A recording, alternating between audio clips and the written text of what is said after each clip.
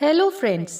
स्वागत है आपका हमारे यूट्यूब चैनल आर के हिंदी कहानियों में। आज की कहानी है भाभी ने सवारी ननद की जिंदगी। रात भर नंदना की आंखों में नींद नहीं थी। उसे कुछ समझ नहीं आ रहा था कि उसके साथ क्या हो रहा है। पूरा शरीर टूट रहा था। सुबह उठी तो ऐसा लगा चक्कर खाकर गिर जाएगी। गिरने से बचने के लिए बेड पर बैठ गई। नंदना चुपचाप अपने बेड पर बैठी थी कि तभी उसे अपनी भाभी तनुजा की आवाज़ सुनाई दी। क्या बात है नंदू, आज तुम्हें ऑफिस नहीं जाना है क्या? नंदना ने किसी तरह भाभी को जवाब दिया कि हाँ भाभी, जाना है, अभी तैयार हो रही हूँ। नंदना की आवाज़ सुस्ती सी महसूस कर तनुजा अपना काम छोड़कर उसके कमरे में चली आई। पूछा, क्या बात है नंदू, तुम्हारी तबीयत तो ठीक है? हाँ भाभी, नंदू ने जवाब दिया। देखकर तो नहीं लगता।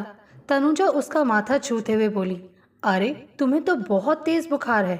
हाँ भाभी, कहते हुए नंदना बाथरूम की तरफ भागी। उसे बहुत तेज उबकाई आई। तनुजा भी उसके पीछे पीछे गई। नंदना उल्टी कर रही थी। अब तनुजा चिंतित हो गई कि पता नहीं क्या हो गया नंदू को। इसके भैया भी शहर से बाहर गए हुए हैं। समझ नहीं आ रहा क्या करे।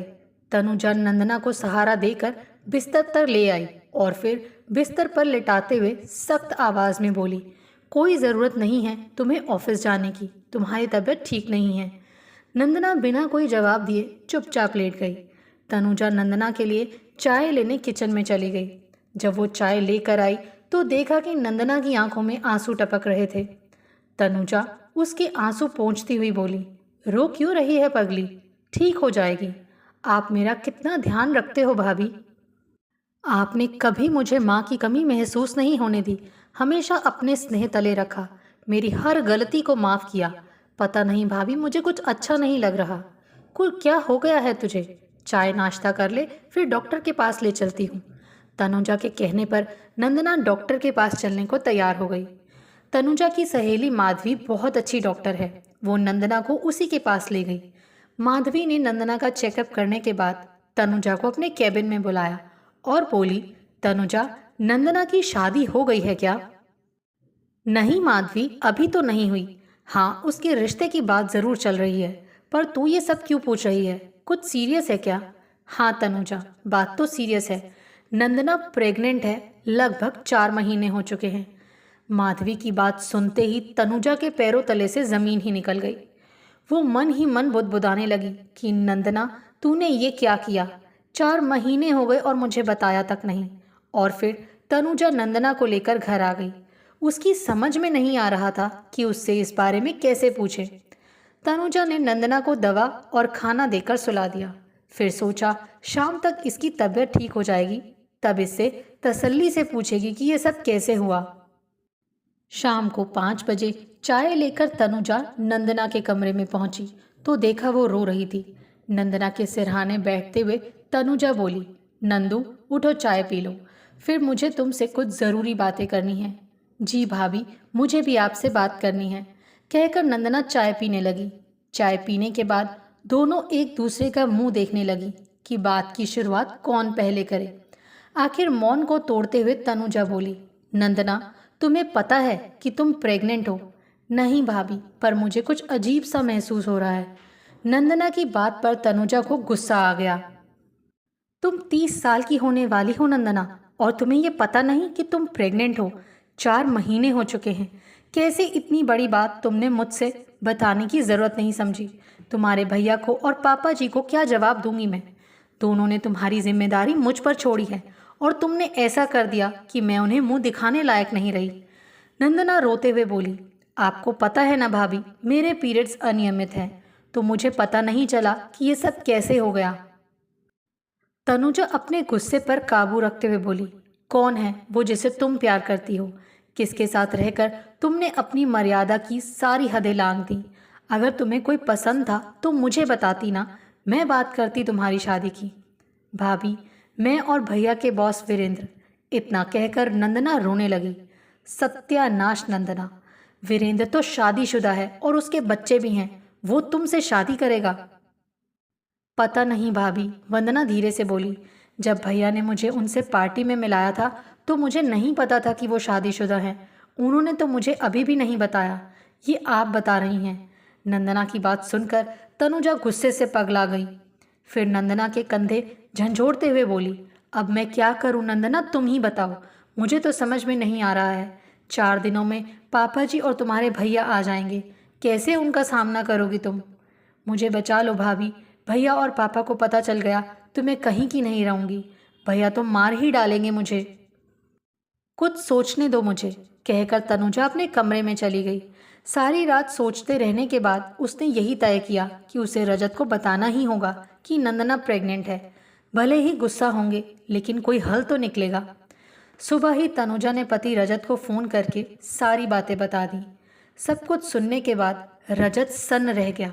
फिर बोला, मैं दोपहर की फ़्लाइट से घर आ रहा हूँ, तब तक तुम अपनी सहेली माधवी से बात कर लो। अगर अबॉर्शन हो जाए तो अच्छा है, बाकी बातें बाद में देखेंगे। मुझे नहीं पता था कि वीरेंद्र मुझे इतना बड़ा धोखा देगा, कहकर रजत ने फ़ोन रख दिया। घर का काम निपटाने के बाद तनुजा नंदना के कमरे में गई। वो घुटनों पर मुंह रखे रो रही थी। तनुजा उसके कंधे पर हाथ रखते हुए बोली, अब रोने से कुछ नहीं होगा। नंदू चलो हम डॉक्टर के पास चलते हैं। और दोनों तैयार होकर माधवी के पास पहुंची। तनुजा माधवी से बोली, अबॉर्शन कराना है नंदना का। ठीक है, चेकअप करती हूँ कि हो सकता है या नहीं। नंदना का चेकअप करने के बाद माधवी बोली, आई एम सॉरी तनु, ये अबॉर्शन नहीं हो पाएगा। इससे नंदना की जिंदगी को खतरा हो सकता है। 4.5 महीने हो चुके हैं। अब माधवी की बात सुनकर तनुजा और परेशान हो उठी। उसकी समझ में नहीं आ रहा था कि अब क्या करे। थोड़े दिनों में तो सबको पता चल जाएगा नंदना के बारे में। फिर क्या होगा इसकी जिंदगी का? कौन करेगा इससे शादी?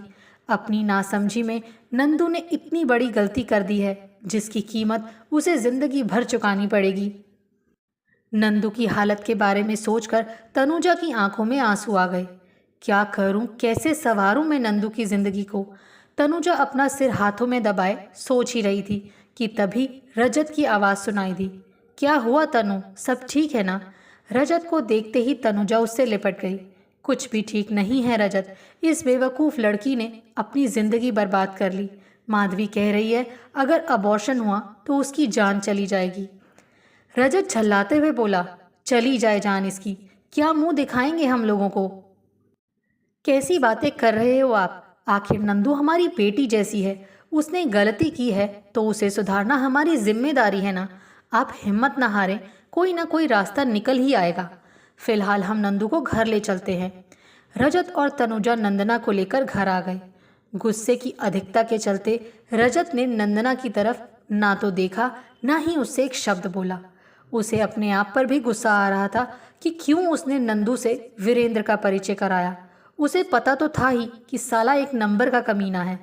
रजत ने कभी सोचा भी नहीं था कि वीरेंद्र उसकी बहन के साथ ऐसा करेगा।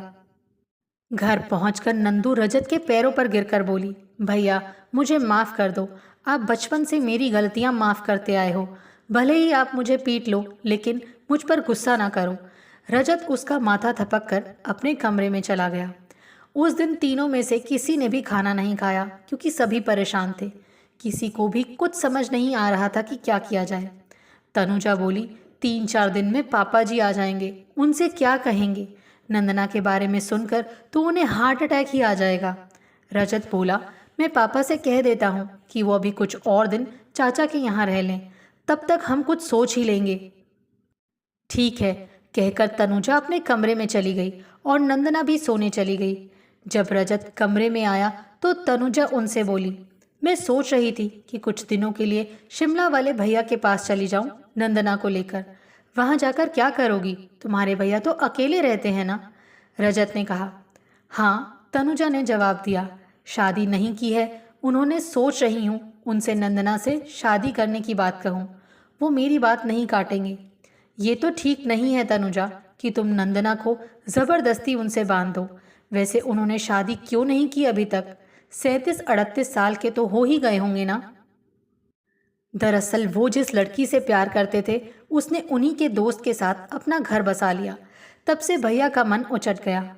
बहुत सारी लड़कियां बताईं पर उन्हें कोई भी नहीं जची। मुझे लग रहा है नंदना और उनकी जोड़ी ठीक रहेगी। मैं एक बार नंदना से भी पूछ लेती हूँ। जैसा तुम्हें ठीक लगे वैसा करो। अब तो दूसरा रास्ता भी नज़र नहीं आ रहा। शहर में जाकर नंदना भी धीरे धीरे सब कुछ भूल जाएगी। अगले ही दिन तनुजा नंदना को लेकर शिमला चली गई। रजत ने अपने पापा को कुछ दिनों तक मुंबई चाचा के पास ही रुकने को कह दिया।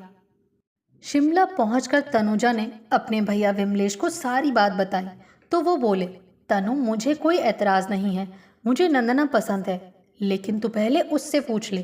तनुजा ने नंदना से इस बारे में पूछा तो उसने अपनी स्वीकृति दे दी। तनुजा ने रजत को फ़ोन करके सारी बात बताई। रजत बहुत खुश हुआ, बोला, समझ नहीं आ रहा तुम्हें कैसे धन्यवाद दूँ। तनुजा, तुम सही मानों में मेरी जीवन संगिनी हो। तुम्हारी जगह कोई और होती तो बात का बतंगड़ बना देती, लेकिन तुमने बिगड़ी बात को अपनी समझ से बना दिया। मैं तो सारी जिंदगी तुम्हारा आभारी रहूँगा। कैसी बातें कर रहे हो आप? क्या नंदना मेरी कुछ नहीं है? उसे मैंने हमेशा अपनी छोटी बहन की तरह माना है। रजत ने पापा को फ़ोन करके बुला लिया और उन्हें सारी बात बता दी। साथ ही ये भी बता दिया कि परेशान होने की ज़रूरत नहीं है।